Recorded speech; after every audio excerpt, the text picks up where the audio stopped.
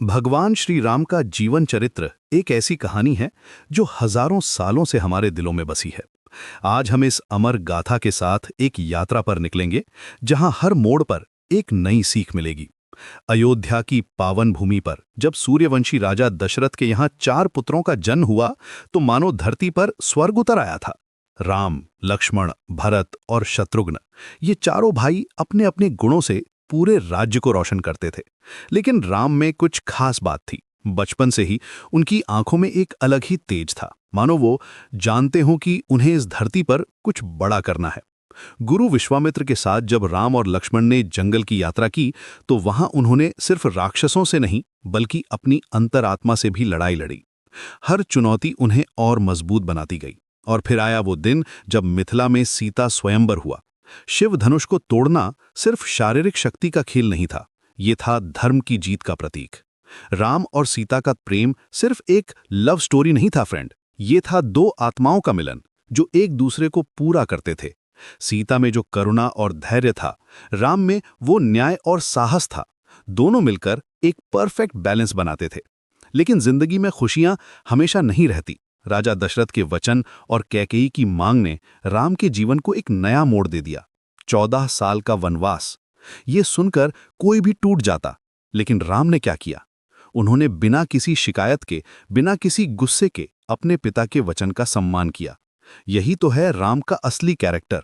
वो हमेशा धर्म को अपने पर्सनल इंटरेस्ट से ऊपर रखते थे। वन में राम, सीता और लक्ष्मण का जीवन आसान नहीं था। महलों से जंगल, रेशमी कपड़ों से वल्कल वस्त्र, स्वादिष्ट भोजन से कंदमूल फल। लेकिन इन तीनों के चेहरे पर कभी उदासी नहीं दिखी, क्योंकि वो जानते थे कि सच्ची खुशी बाहरी चीजों में नहीं बल्कि अपने कर्तव्य को पूरा करने में है। पंचवटी में जब शूर्पणखा आई तो राम ने उसे समझाने की कोशिश की, लेकिन जब बात सीता के अपमान की आई तो लक्ष्मण ने तुरंत एक्शन लिया। यहां हमें एक इंपॉर्टेंट लेसन मिलता है। सहनशीलता अच्छी बात है, लेकिन अन्याय के सामने चुप रहना गलत है। और फिर आया वो काला दिन जब रावण ने छल से सीता का हरण कर लिया। राम का दर्द, उनकी बेचैनी, उनका गुस्सा, सब कुछ इतना रियल था। वो भगवान थे, लेकिन उस वक्त वो एक पति थे जिसकी पत्नी को कोई छीन कर ले गया था। उनके आंसू, उनकी तड़प, ये सब दिखाता है कि भगवान भी इंसानी इमोशंस को समझते हैं। हनुमान से मिलना राम के जीवन का टर्निंग पॉइंट था। जब हनुमान ने राम को देखा तो उन्होंने तुरंत पहचान लिया कि यही है वो जिनकी तलाश में वो थे। और राम ने भी हनुमान में एक सच्चा मित्र पाया। ये फ्रेंडशिप सिखाती है कि सच्चे रिश्ते क्लास, कास्ट या स्टेटस नहीं देखते। सुग्रीव से मित्रता, बाली का वध, वानर सेना का गठन, हर कदम पर राम ने दिखाया कि लीडरशिप का मतलब सिर्फ ऑर्डर देना नहीं है। एक अच्छा लीडर वो होता है जो अपने साथियों के दुख दर्द को समझता है और उनके लिए लड़ता है। लंका युद्ध सिर्फ राम और रावण के बीच की लड़ाई नहीं थी, ये था अच्छाई और बुराई के बीच का महासंग्राम।